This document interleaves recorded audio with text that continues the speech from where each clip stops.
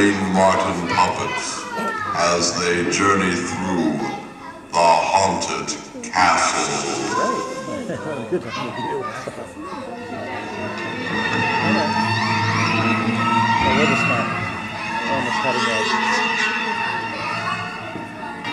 Presenting a triumphant return engagement of those infamous stars of stage, screen, and nightmares. With us again here at the Transformator Palace, presenting those two famous cut-ups, Frank and Drac.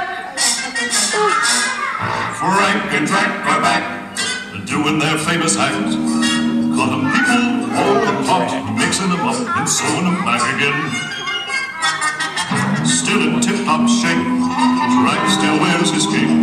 His sense of humor is still insane, always in the jugular vein.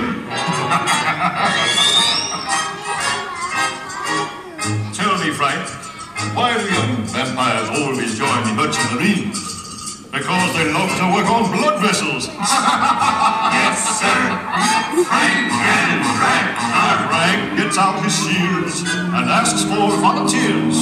A torso here, a head, some eyes. It's always fun watching him improvise. Come back here, Lord.